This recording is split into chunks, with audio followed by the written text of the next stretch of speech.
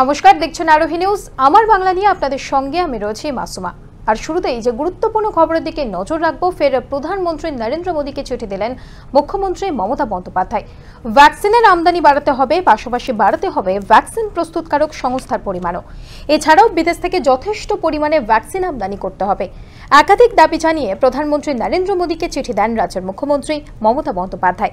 চিঠিতে মুখ্যমন্ত্রী জানিয়েছেন, কোনো ভ্যাকসিন প্রস্তুতকারক সংস্থা যদি রাজ্যে ফ্র্যাঞ্চাইজি খুলতে চায়, সেক্ষেত্রে জমি দিতে প্রস্তুত রাজ্য সরকার।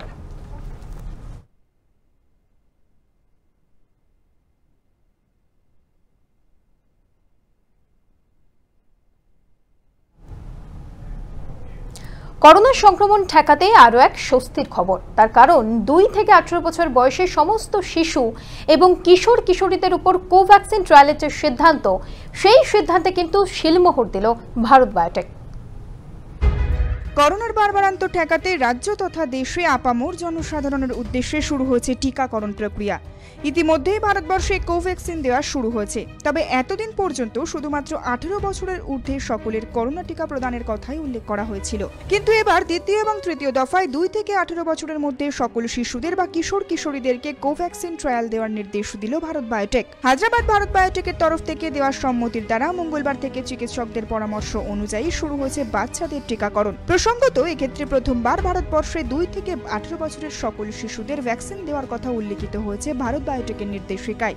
পিটিআই সূত্রে খবর, কোভিড ভ্যাকসিন তৈরির ক্ষেত্রে দ্বিতীয় এবং তৃতীয় দফায় বিশেষজ্ঞ মহলের সঙ্গে পর্যালোচনার মাধ্যমে শিশুদের ভ্যাকসিন প্রদানের ট্রায়ালের সিদ্ধান্ত নেওয়া হয়েছে। ভ্যাকসিন প্রস্তুতকারক সংস্থা জানিয়েছে, 18টি রাজ্যে শিশুদের জন্য বরাদ্দ বা ট্রায়ালের জন্য পাঠানো কোভ্যাক্সিনের কারণে অন্যান্য রাজ্যে কোভ্যাক্সিন সরবরাহের ক্ষেত্রে কোনো রকম প্রভাব পড়বে না। কয়েকদিন আগে থেকেই অর্থাৎ 1 মে থেকেই শুরু হয়েছিল ভারতে 18 ঊর্ধ্বদের কোভ্যাক্সিন বা কোভিশিল্ড দেওয়ার প্রক্রিয়া। এবার প্রথমবারের জন্য 2 থেকে 18 বছরের মধ্যে সকল শিশুদের করোনা টিকা ট্রায়ালের সিদ্ধান্তে কিছুটা হলেও আশার আলো দেখছে গোটা ভারতবাসী। ব্যুরো রিপোর্ট, আরোহী নিউজ। করোনার প্রথম ঢেউয়ে আমরা দেখেছি যে বয়স্ক মানুষরা কোভিডে বেশি আক্রান্ত হচ্ছেন এবং কম বয়সী মানুষজন তারা কিন্তু কোভিডে আক্রান্ত তেমনভাবে হচ্ছিলেন না। কিন্তু করোনার দ্বিতীয় ঢেউয়ে একেবারে সেই কথা ভুল প্রমাণ করলো কিন্তু আইসিএমআর এর তরফ থেকে জানানো হয়েছে, করোনার যে দ্বিতীয় ঢেউ, সেই ঢেউয়ে কিন্তু বয়স্কদের তুলনায় কম বয়সীরাই বেশি আক্রান্ত হচ্ছেন। ক্রমশ চওড়া হচ্ছে করোনার থাবা, আক্রান্ত হচ্ছে কম বয়সীরা, জানালো Indian council of medical research. বুধবার সাংবাদিক সম্মেলনে আইসিএমআর এর প্রধান বলরাম ভার্গব জানান, এই সংক্রমণের পিছনে বিশেষত যে কারণটি লক্ষ্য করা হয়েছে তা হলো কম বয়সীরা বেশি মাত্রায় বাড়ি থেকে বেরোতে শুরু করেছে। এদিকে করোনা ভাইরাসের নতুন প্রজাতি দেশে ছড়িয়ে পড়েছে, বিশেষ করে কিছু রাজ্যে, যা সংক্রামিত করছে কম বয়সীদের। প্রসঙ্গত উল্লেখ্য, কম বয়সীদের টিকাকরণ নিয়ে ইতিমধ্যেই ছাড়পত্র দিয়েছে বিদেশি সংস্থাগুলি, শুরু হয়েছে ট্রায়ালও। এদিকে ভারত বায়োটেকও কম বয়সীদের ওপর ভ্যাকসিনের ট্রায়াল শুরু করার অনুমতি পেয়েছে। সম্প্রতি বেশ কিছু চিকিৎসক জানিয়েছেন, করোনা ভাইরাসের তৃতীয় তরঙ্গে মারাত্মকভাবে আক্রান্ত হতে পারে শিশুরাও। তবে কম বয়সীদের সঙ্গে বাড়ির বড়দেরও প্রয়োজন ছাড়া বাড়ির বাইরে না বেরোনোর অনুরোধ করা হয়েছে আইসিএমআর এর পক্ষ থেকে। ব্যুরো রিপোর্ট, আরোহী নিউজ। দেশ জুড়ে ক্রমশ চওড়া হচ্ছে করোনার থাবা, কিন্তু এরই মধ্যে রেকর্ড সংখ্যক হারে কিন্তু বাড়ছে সুস্থতার সংখ্যা, এবং তা কিন্তু আশার আলো দেখাচ্ছে বটে।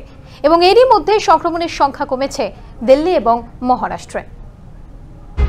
দেশে দৈনিক সংক্রমণ যেখানে 4 লক্ষ ছাড়াচ্ছে, সেখানে করোনার দ্বিতীয় ঢেউয়ে সুস্থতার হারও রেকর্ড করছে। মহারাষ্ট্র, উত্তরপ্রদেশ, দিল্লি, রাজস্থান, ছত্তিশগড়, বিহার, গুজরাট, মধ্যপ্রদেশ, তেলেঙ্গানার মতো রাজ্যগুলিতে কিছুটা হলেও কমেছে দৈনিক সংক্রমণ।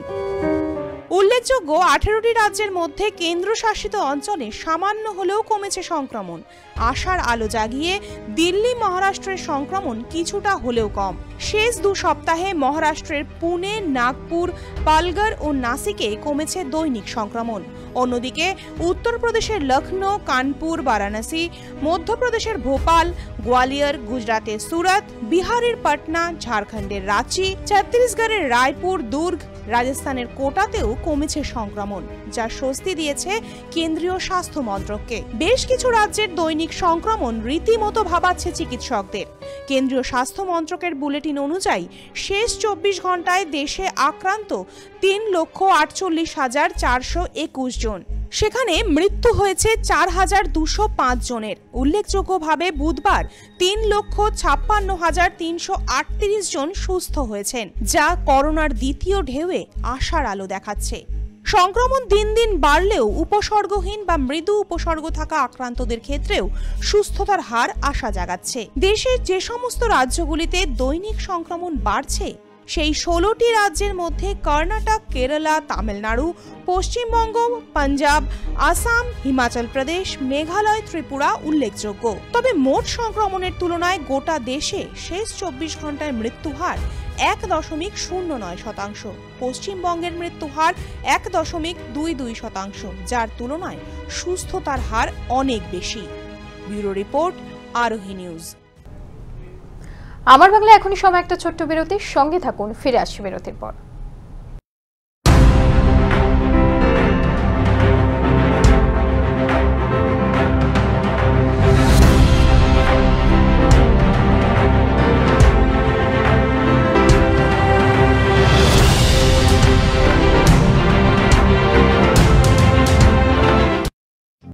আগেও ছিল, ভরসা এখনো আছে।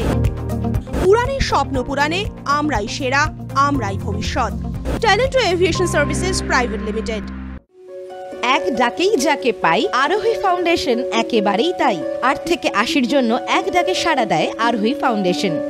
দুস্থ মানুষের পাশে দাঁড়ানোর জন্য অঙ্গীকারবদ্ধ আরোহী foundation.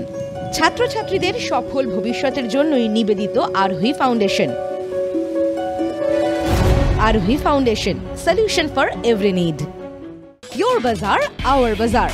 Welcome to onestopbazaar.com, where you can get all your necessary stuff, starting from souvenir to t-shirts, shoes, and many more handmade antique stuffs are available just under one roof.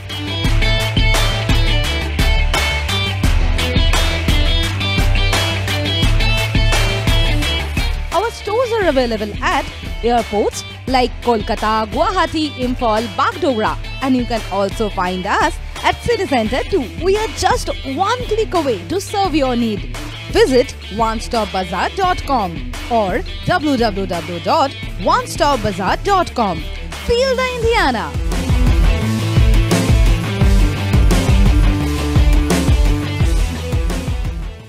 Orin Media and Entertainment, the future of digital news and entertainment world. With evolving trends and rising popularity of the online market, our unique production will tick all the boxes in your playlist. We bring you binge-worthy videos that will blow your mind away. Something you just can't miss. Orin Media and Entertainment. Keep binging.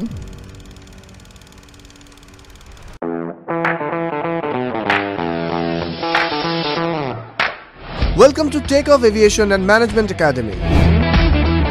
Takeoff is uniquely designed to train you targeting towards soulful employment and aspirants wanting to join aviation, airport retail industry, banking, hotel and hospitality industry.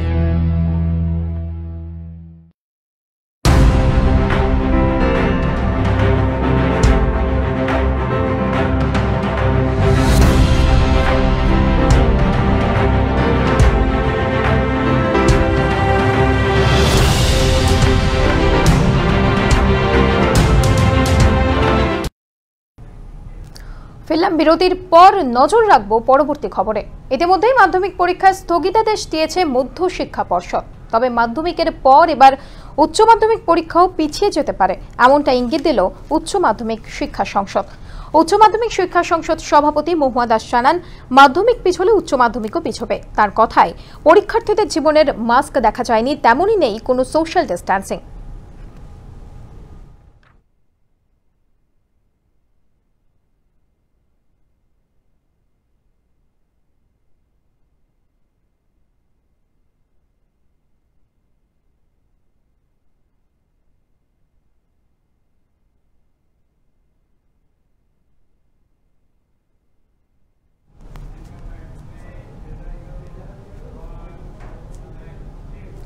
বেহালার Vidyasagar হাসপাতাল, যে হাসপাতালে দুজন corona আক্রান্ত রোগী বিনা অক্সিজেনে মারা গিয়েছেন।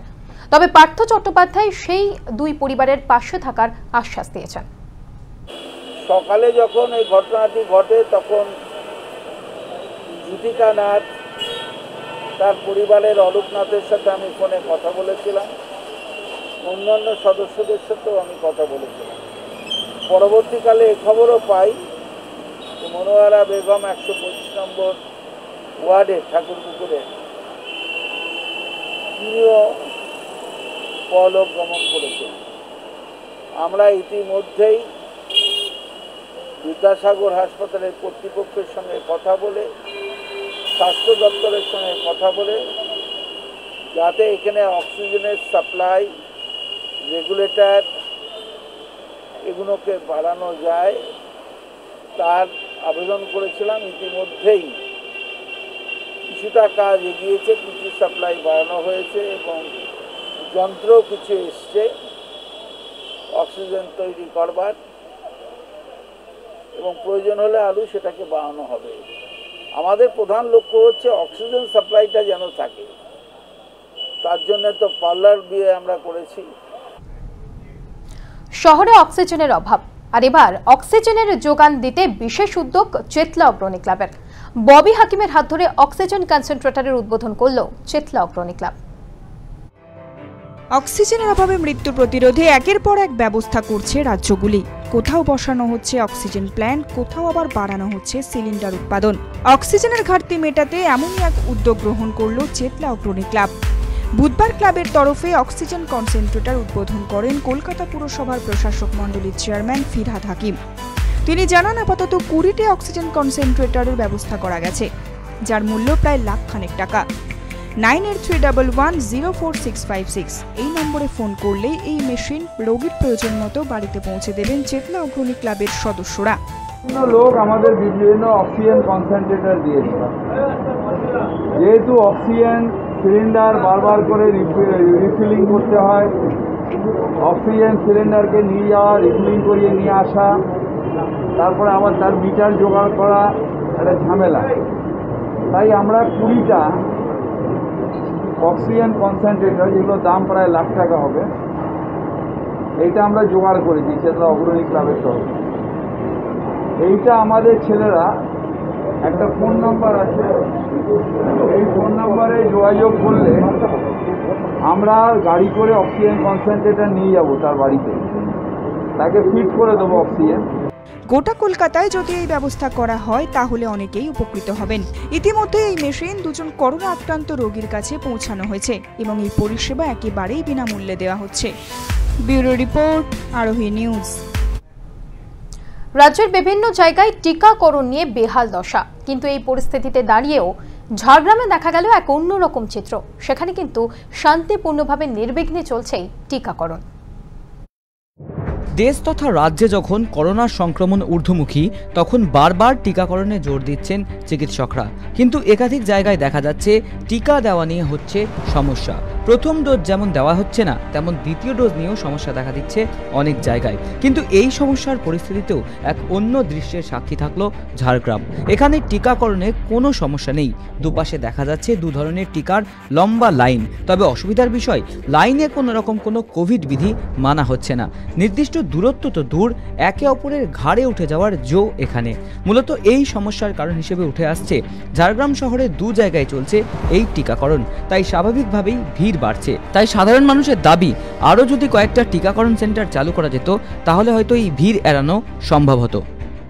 এটা কোভিশিল্ডও দেওয়া হচ্ছে, কোভ্যাক্সিনও দেওয়া হচ্ছে। কোন ডোজ? Second dose.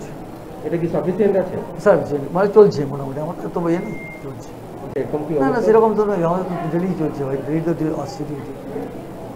ডেলি কোনো সমস্যা তৈরি হয়েছে না? অন্যদিকে অক্সিজেন ব্যাংক চালু করলো আলিপুরদুয়ারের গণজাগরণ মঞ্চ নামে একটি স্বেচ্ছাসেবী সংস্থা। দেশে যখন অক্সিজেনের অভাবে রোগী মৃত্যুর পরিমাণ ক্রমেই উত্তরোত্তর বৃদ্ধি পাচ্ছে, তখন আলিপুরদুয়ারের অক্সিজেন ব্যাংক চালু সেক্ষেত্রে অনেকটাই স্বস্তি দিচ্ছে। জেলার মুখ্য স্বাস্থ্য আধিকারিক গিরিশ চন্দ্র বেরা এই অক্সিজেন ব্যাংকের উদ্বোধন করেন। স্বাস্থ্য দপ্তরের বুলেটিন অনুযায়ী দেখা যাচ্ছে আলিপুরদুয়ারে বাড়ছে করোনা আক্রান্তের সংখ্যা, বাড়ছে মৃত্যুও। তবে এখনও অবশ্য আলিপুরদুয়ারে অক্সিজেনের ঘাটতি দেখা যায়নি। তবুও শিক্ষা নিয়ে প্রয়োজনীয় অক্সিজেন যাতে করোনা রোগীরা পান, সে ব্যাপারে আলিপুরদুয়ারে এগিয়ে এসেছে গণজাগরণ মঞ্চ। ভারতবর্ষের বিভিন্ন জায়গায় অক্সিজেনের অভাবে প্রচুর পরিমাণে করোনার যে পেশেন্ট সেই পেশেন্ট মারা যাচ্ছে। তো আমাদের পশ্চিমবঙ্গে এবং আলিপুরদুয়ার জেলায় এখনো পর্যন্ত সেই পরিস্থিতি হয়নি।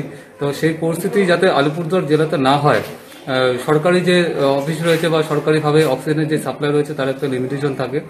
তো এই লিমিটেশনকে চিন্তাভাবনা করেই আমরা আলিপুরদুয়ার গণজাগরণ মঞ্চের পক্ষ থেকে আগাম আলিপুরদুয়ার জেলা এবং তার সংলগ্ন যে এলাকা রয়েছে সেই এলাকার বাসিন্দাদের পরিষেবা দেওয়ার উদ্দেশ্যেই আজকে আলিপুরদুয়ার যে সিএমএইচ তাকে তার হাত দিয়ে এই অক্সিজেন পরিষেবা উদ্বোধন হবে।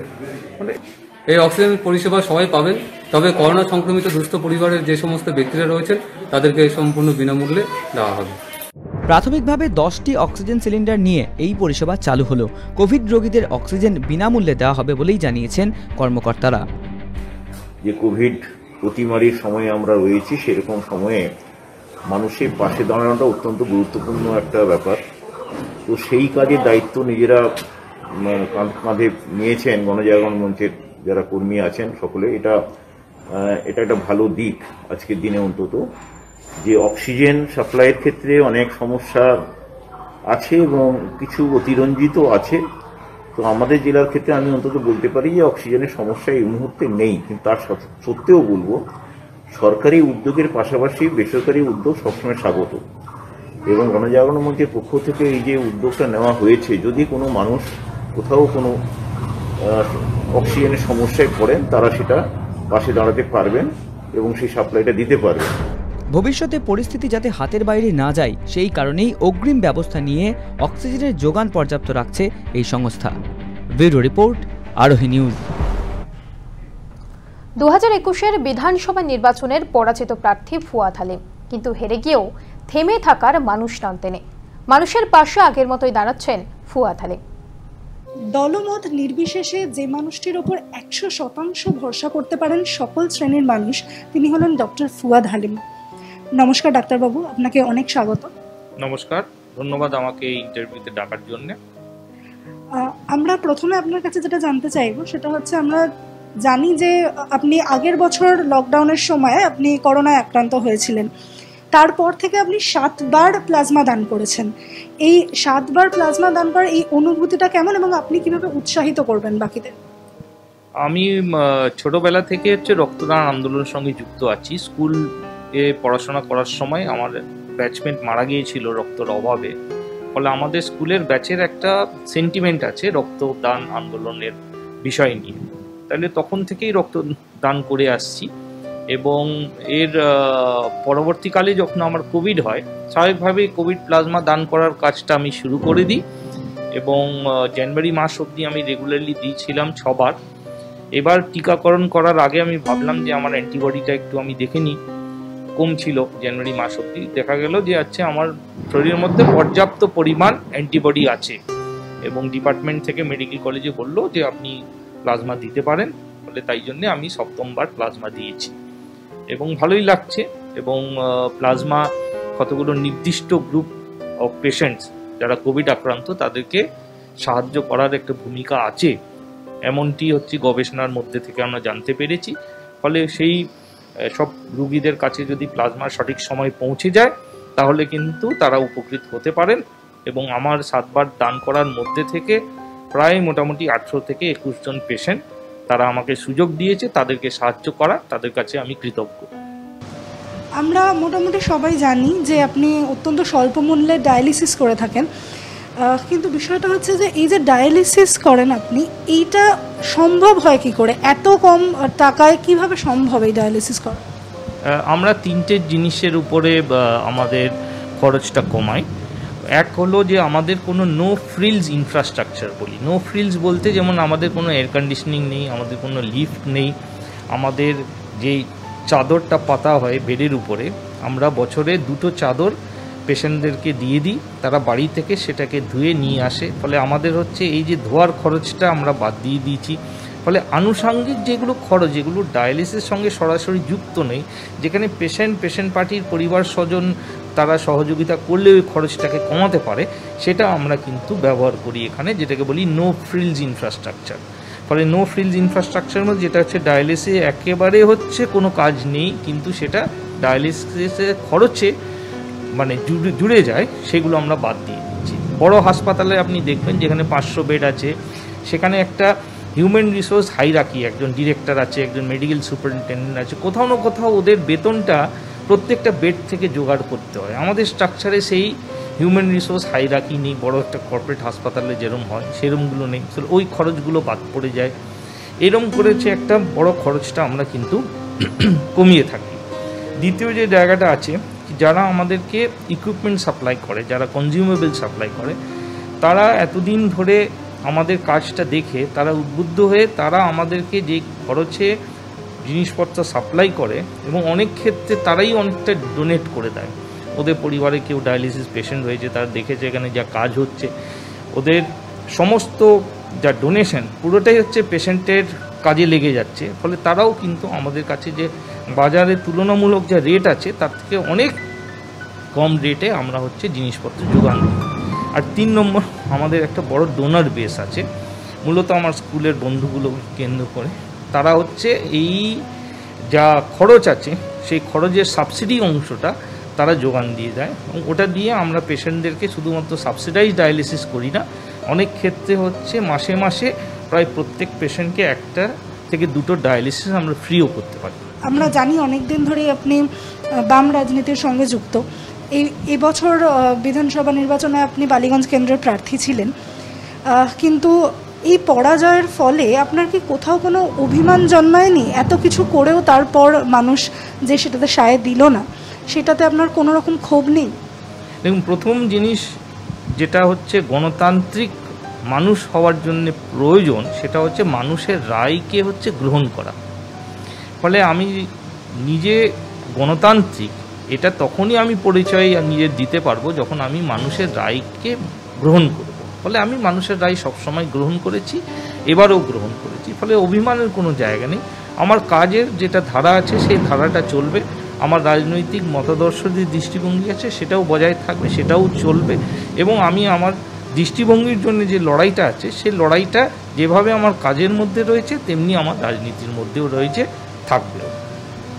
এবছর বিধানসভা নির্বাচনের ফলাফল বেরোনোর পর দেখা গেছে সংযুক্ত মোর্চা মাত্র 1টি আসন পেয়েছে।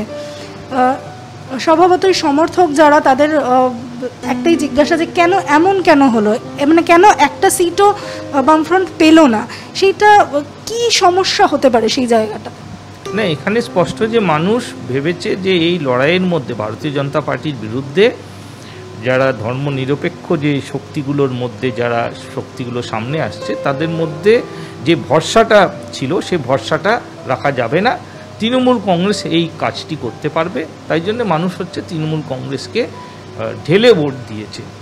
এবং অন্যদিকে তৃণমূলের বিরোধিতা করতে গিয়ে ভারতীয় জনতা পার্টি একমাত্র শক্তি, তাহলে সেই সব জায়গাগুলো ভারতীয় জনতা পার্টি হচ্ছে ভোট পেয়েছে, এবং গোটা পশ্চিমবাংলায় এই 2টি দলের মধ্যে বিভাজিত হয়ে গেছে। তৃতীয় শক্তির হচ্ছে কোনো জায়গা ছিল না। আমাদের নিজস্ব পর্যালোচনা করতে হবে কেন আমরা সেই ভরসার জায়গায় আমরা পৌঁছতে পারলাম না, এবং সাংগঠনিক ত্রুটিগুলো সেগুলো অতিক্রম করে পেরিয়ে গিয়ে আমাদেরকে নতুন করে সংগঠন ঢেলে সাজাতে হবে। এই জায়গায় আমাদেরকে মনোযোগ দিয়ে হচ্ছে কাজ করতে হবে। আমরা বিভিন্ন প্রার্থীর ক্ষেত্রে দেখছি যে তারা নিজেদের আত্মসমালোচনার কথা বলছেন, পার্টির মধ্যে আত্মসমালোচনা।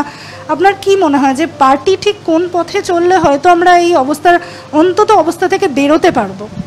না, এটা তো স্পষ্ট যে আমরা আমাদের অভ্যন্তরীণ আলোচনা করব।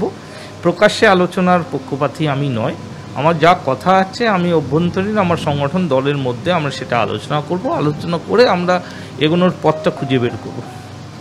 এই কোভিড কালে সংকটের মধ্যে আপনার পরবর্তী পদক্ষেপ কি হবে মানুষের জন্য? না, কোভিড কাল তো ইতিমধ্যে মানে মিনি লকডাউন অথবা সেমি লকডাউন হয়ে গেছে, এবং গত বছর ট্রেন বন্ধ হয়ে গেছিলো বা যানবাহন বন্ধ হয়ে গেছিলো। তার ফলে আমাদের রুগী তাদেরকে তো সপ্তাহে 2-3 বার করে আমাদের সেন্টারে আসতে হয়, এই আসা যাওয়ার খরচটা হচ্ছে সাংঘাতিক ব্যয়বহুল হয়ে গিয়েছিল। তখন আমরা আমাদের ডায়ালিসিসের খরচ 350 টাকা থেকে কমিয়ে 50 টাকায় নিয়ে এসেছিলাম, এবং যখন লকডাউন উঠে গেল তখন আবার আমাদের 350 টাকা রেটে চলে গেছিলাম সাবসিডাইজ ডায়ালিসিসে। এখন দেখছি এই সেমি লকডাউনের মধ্যে এই সমস্যাটা ইতিমধ্যেই শুরু হয়ে গেছে। যারা ট্রেনে যাতায়াত করতেন তাদের কিন্তু এখন বাস অথবা নির্ভর করতে হচ্ছে প্রাইভেট ভেহিকেল, এইগুলো হচ্ছে অনেক খরচ ওদের বাড়িয়ে দিচ্ছে। ফলে এখানে আমাদেরকে আবার মনোযোগ দিয়ে ভাবতে হবে যে আমরা নতুন করে কি করব। আমার মনে হচ্ছে পশ্চিমবাংলায় সম্পূর্ণ লকডাউনের পরিস্থিতি অঘোষিতভাবে যদি তৈরি হয়ে যায়, আমাদেরকে আবার হচ্ছে নতুন করে কম খরচে ডায়ালিসিস দিয়ে রুগীদেরকে সাহায্য করতে হবে, যতটুকু আমাদের পক্ষে সম্ভব। আমরা এতক্ষণ কথা বললাম ডাক্তার ফুয়াদ হালিমের সঙ্গে। তিনি আমাদের জানালেন যে প্রার্থী হিসাবে তিনি পরাজিত হয়েছেন ঠিকই, কিন্তু তার কোনো রকম তিনি তার নিজস্ব কাজে তার প্রভাব ফেলতে দিতে চান না। ক্যামেরায় মনোজিতের সঙ্গে জয়নী হালদারের রিপোর্ট, আরোহী নিউজ। নেই কোনো মেডিকেল ডিগ্রি, কিন্তু তা সত্ত্বেও 10 বছর ধরে রোগী দেখছেন, স্যালাইনও দেওয়া হচ্ছে। তবে রোগীদের কারোর মুখে না আছে মাস্ক, না মানছেন কেউ সামাজিক দূরত্ব বেঁধে। মুর্শিদাবাদের বামনবাদ এলাকার তপন ডাক্তার 10 বছর ধরেই রোগী চিকিৎসা করছেন কোনো রকম ডিগ্রি ছাড়াই। হ্যাঁ, ঠিকই শুনেছেন, চিকিৎসা বিজ্ঞানের কোনো রকম ডিগ্রি ছাড়াই রমরমিয়ে চলছে রোগী দেখার ব্যবসা। বেশিরভাগ রোগীর মুখে মাস্ক অমিল, নেই কোনো সোশ্যাল ডিস্টেন্স মানার পালাই। প্রয়োজনে আবার রোগী ভর্তি নিয়ে তাকে দেওয়া হচ্ছে স্যালাইনও। প্রশিক্ষণ ছাড়াই যেমন চিকিৎসা ব্যবসায় মত্ত তপন দত্ত, তেমনি করোনা পরিস্থিতিতে মুর্শিদাবাদের জলঙ্কি ব্লকের সাগরপাড়া থানার অন্তর্গত বামনবাদ এলাকার ভরসা এই হাতুড়ে ডাক্তারি। তার চিকিৎসা কেন্দ্রে ঢুকতেই দেখা গেল সেখানে বেশ কয়েকজন রোগীকে স্যালাইন দেওয়া হচ্ছে। আপাতভাবে দেখে মনে হতেই পারে এটা কোনো ছোটখাটো হাসপাতাল। রোগীর এক আত্মীয় জানান, এখানে সব ধরনের চিকিৎসা করে থাকেন ডাক্তারবাবু। তপন ডাক্তার হিসাবে এমনি আমরা জানি যে ও ভালো, মানে প্রত্যেককে চিকিৎসা করে এবং ওর লাইসেন্স আছে আমরা জানতাম, কিন্তু ও এখন লাইসেন্স মানে কয়েকদিন থেকে আমরা জানছি যে লাইসেন্স ওর নেই। অনেকের মতে এই ডাক্তারের ওষুধ খেয়ে কিছু মানুষের উপকার হয়, আবার কিছু মানুষ রীতিমতো অসুস্থ হয়ে পড়ে। পরিস্থিতি জটিল হলে রোগীদের হাসপাতালে পাঠিয়ে দেন ডাক্তারবাবু। এর আগে অনেকে রোগী মারাও গেছে, তো ও অনেকে হয়তো রোগী মারা যাওয়ার পরে হয়তো ওর বাড়িতে ঘেরাও করেছিল যে আমরা হয়তো গ্রামের লোক যে না ও রোগী মারা গেছে তো ও কি করবে, ও হয়তো বাঁচাতে পারেনি। তোমার বিষ খাওয়া রোগী অনেকের হয়তো লেটে আসে, ও সেই সব রোগীকে বাঁচাতে পারে না। তবে তপন বাবুর কথায় রীতিমতো চমকে উঠতে হয়। তিনি মাধ্যমিক পাশ, তার কোনো মেডিকেল ডিগ্রি নেই, তবুও প্রায় 10 বছর ধরে চিকিৎসা করছেন। কেউ কখনো তাকে বাধা দেয়নি এই কাজে। বামনবাদ এলাকায় চিকিৎসার এই দুরবস্থা রীতিমতো হতবাক করেছে সাধারণ মানুষকে। এই হাতুড়ে ডাক্তারের বিরুদ্ধে আইনত ব্যবস্থা নেওয়া হোক বলেই দাবি করেছেন পঞ্চায়েত সদস্য বাবলু মণ্ডল। ব্যুরো রিপোর্ট, আরোহী নিউজ। একদিকে যখন করোনা আবহে মৃত্যুর মিছিল চলছে, তখন ভয়ঙ্কর অভিযোগ দুর্গাপুরের বীরভানপুর মহাশ্মশানে। সেখানে কোভিড দেহদাহ করতে নাকি চাওয়া হচ্ছে হাজার হাজার টাকা।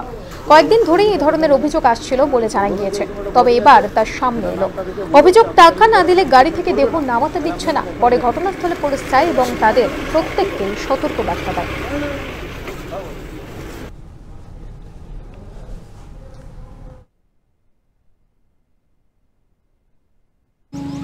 দাদা মারা গেছেন গতকাল আপনার হাসপাতালে, বিবেকানন্দ হসপিটালে।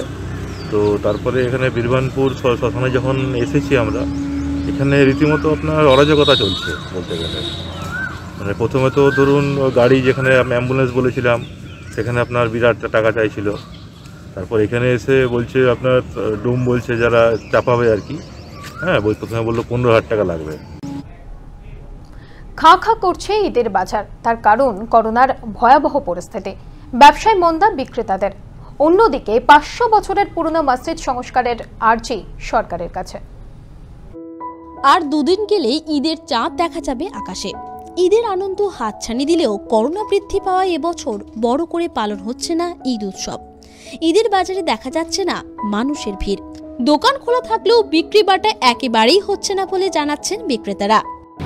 মোটামুটি করোনার পরিস্থিতিতে কাজ কাম নেই, বেকারত্ব ছেয়ে গেছে, পয়সা করি নেই, যেরকম আছে সেরকম নিয়ে যাচ্ছে অল্প অল্প করে। আগের বার থেকে এবারে কম হলো, আগে যা হয়েছিল সামলাতে আবার লকডাউন হয়ে গেল, কাজ কাম নেই, বেকারত্ব পুরো ছেয়ে গেছে, আমরা পুরো বেকার হয়ে গেছি। অন্যদিকে ঈদের ঠিক আগে কালনার 500 বছরের প্রাচীন মসজিদ সংস্কারের আর্জি সরকারের কাছে। নিখুঁত কারুকার্য করা আলাউদ্দিন ফিরোজ শাহের আমলে ওই মসজিদটি তৈরি হয়েছিল, তবে তা সংস্কারের অভাবে নষ্ট হয়ে যাচ্ছে। ব্যুরো রিপোর্ট, আরোহী নিউজ। আমার বাংলা এখন সময় আরো একটা ছোট্ট বিরতির সঙ্গে থাকুন, ফিরে আসি বিরতির পর।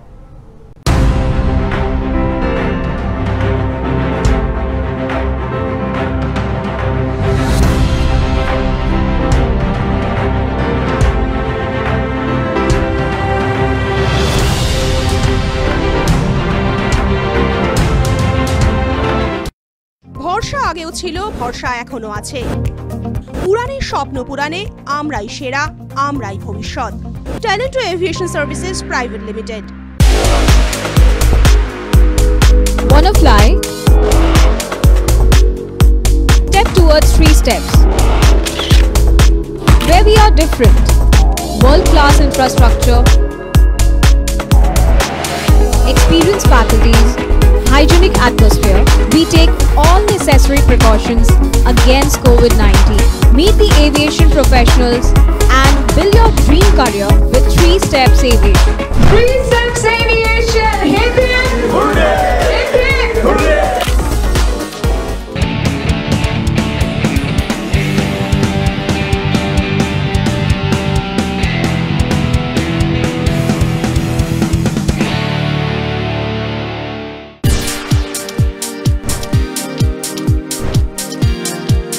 Welcome to Senha Group of Companies, your genie in a bottle.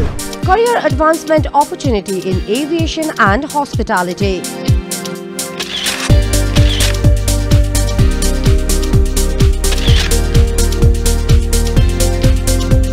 Organic farming, evolving science of India's healthy future. Digital marketing of the next generation. Income tax consulting and other legal services. Home furnishing and decor. Bringing your dream house delight. We know what you desire, so unleash your genie with Senha Group of Companies. Let the magic begin. Senha Group of Companies. Dream with India.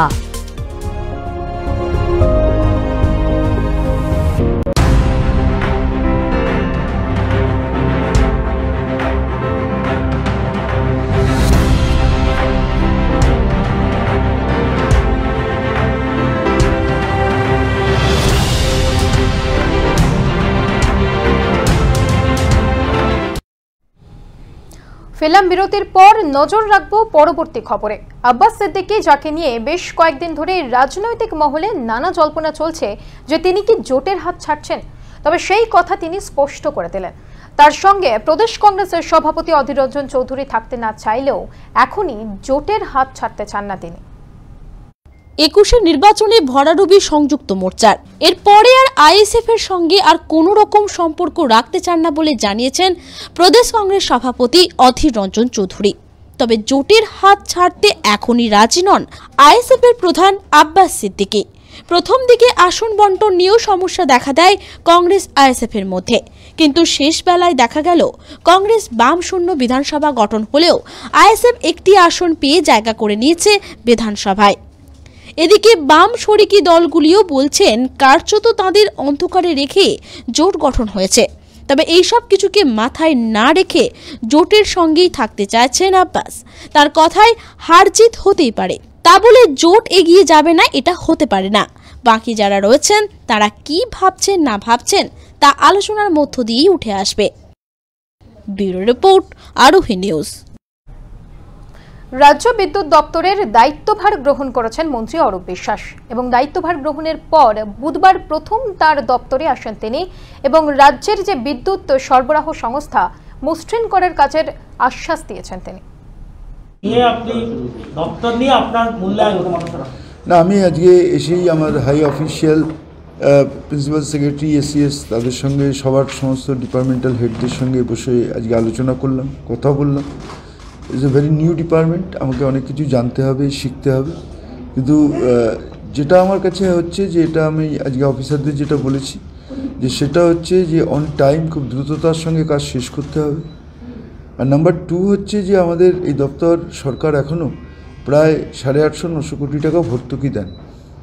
আমার প্রথম লক্ষ্য হচ্ছে যাতে আমরা নিজের পায়ে দাঁড়িয়ে আমরা প্রোডাকশান বাড়িয়ে আমরা যাতে ভর্তুকিহীন দপ্তর করতে পারি, কারণ সরকারের প্রচুর ভর্তুকি দিতে হয় এখানে, 850 থেকে 900 কোটি টাকা। সেটাকে যদি আমরা এক পার আনতে পারি, সেটাই আমার প্রথম লক্ষ্য। দ্বিতীয়, আমাদের এই মুহূর্তে 6টা কয়লা খনি রয়েছে, আর একটা আসছে বড়, ওয়ার্ল্ডের সেকেন্ড লার্জেস্ট। তা সত্ত্বেও আমাদের কোল ইন্ডিয়া থেকে কয়লা কিনতে হয়, সেটাও আমাদের দেখতে হবে যাতে আমরা কয়লাটা কম কিনে যাতে আমরা আরও বেশি করে দপ্তরকে ভর্তুকিহীন করতে পারি, সেটাই আমার হচ্ছে মেন কাজ। ফের উত্তরাখণ্ডে বিপর্যয়, মেঘ ভাঙা বৃষ্টিতে তছনছ হয়ে গিয়েছে সমস্ত এলাকা। দোকান থেকে শুরু করে বাড়িঘর সমস্ত কিছু এই মুহূর্তে জলের তলায়। আরও একবার মেঘ ভাঙা বৃষ্টির কবলে উত্তরাখণ্ড। স্থানীয় সূত্রে খবর, সকাল থেকেই তেহরির জেলার একাধিক জায়গায় বৃষ্টি হচ্ছিল, কিন্তু ক্রমেই যে তা মেঘ ভাঙা বৃষ্টিতে পরিণত হবে তা কেউ প্রত্যাশাও করেননি। বিকেল 5টা নাগাদ হঠাৎই ভয়ঙ্কর চেহারা নেয় শান্তা নদী। মেঘ ভাঙা বৃষ্টি নামে দেবপ্রয়াগে। জলের গতি ছিল অনেকটাই বেশি। পাহাড়ের উপর থেকে ধস নামলে ক্ষতিগ্রস্ত হয় একাধিক ঘরবাড়ি এবং দোকানপাট। কেউ কিছু বুঝে ওঠার আগেই দেবপ্রয়াগের বাজারের ওপর আচমকাই মেঘভাঙা বৃষ্টি নামে। এরপরই ধস নেমে ভেসে যায় সর্বস্ব। ক্ষতিগ্রস্ত হয়েছে আইআইটির একটি ভবনও। করোনা আবহে পর্যটক তেমন না থাকায় বড়সড় বিপদ এড়ানো গিয়েছে। প্রাণহানির কোনো খবর এখনো পর্যন্ত মেলেনি। ঘটনার পরই স্বরাষ্ট্রমন্ত্রী অমিত শাহকে ফোন করেন মুখ্যমন্ত্রী তীরথ সিং রাওয়াত। কেন্দ্রের তরফ থেকে সব রকম সাহায্যের আশ্বাসও দেওয়া হয়েছে। ইতিমধ্যে বিপর্যয় মোকাবিলা বাহিনী পৌঁছে গিয়ে সেখানে উদ্ধার কার্য শুরু করেছে।